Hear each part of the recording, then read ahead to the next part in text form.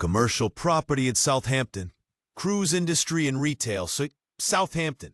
If you've ever stood on its bustling docks with the salty sea breeze in your face and a cruise liner the size of a small city looming beside you, then you get it. This place is not just a port. It's a powerhouse, a commercial beehive. And if you're watching the property market closely, and I know you are, then Southampton's synergy between the cruise industry and retail is something you can't afford to ignore. Let's talk ships first. Big ones. The kind that carry 5,000 passengers and even more in luggage and expectations. Southampton's cruise terminal is one of the busiest in Europe. And guess what?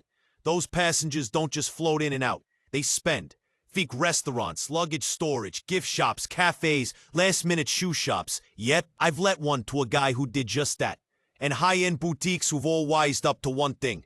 Footfall here isn't just local. It's global. And don't think this is all seasonal. Post-pandemic, cruise demand bounced back like a tennis ball at Wimbledon. The council's latest plan to expand and improve port infrastructure means more ships, more tourists, and yes, more demand for commercial lets. Now, let's shift gears to retail. Here's the twist. While the traditional high streets in the UK are still wobbling a bit post-COVID and under online retail pressure, Southampton's not playing by the same rules.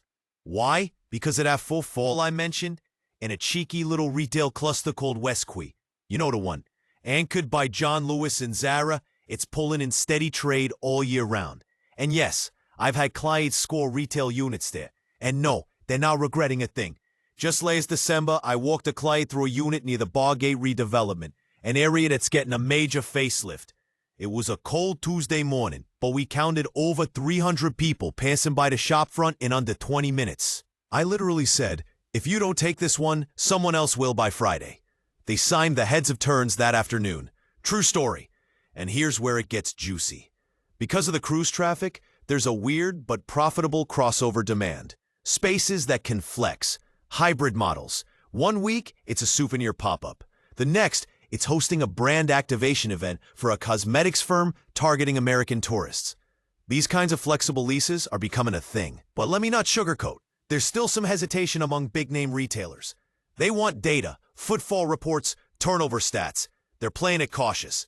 That's where the local investors are winning. They're nimble, snapping up smaller spaces in above Bar Street and Oxford Street, refurbing them just enough and letting them out to businesses that understand a cruise retail rhythm. And before I forget, student population. Solon University and University of Southampton. Thousands of students, constant demand for casual dining, affordable fashion, tech repair shops, and yeah, the odd vape store. It is what it is. All of which keep the secondary retail market ticking. One more thing, and this caught me off guard. Co-working spaces in Southampton are popping. Portside professionals, digital nomads chasing a sea view, and crew staff during turnaround time. Teams call. We're starting to see clever operators take up former bank branches and convert them into vibrant little hubs. One of my landlord clients recently ditched the idea of another restaurant let and pivoted to serviced workspace. He's got 70% occupancy already. So what does this all mean for us, the savvy estate agents, investors, and developers watching the waves? It means Southampton's not just floating along, it's steering the ship. If you're into commercial property with a twist, something between urban grit and seaside glam, this city's calling your name. Fancy a walk around the docks sometime? Bring a notepad, and maybe a life jacket.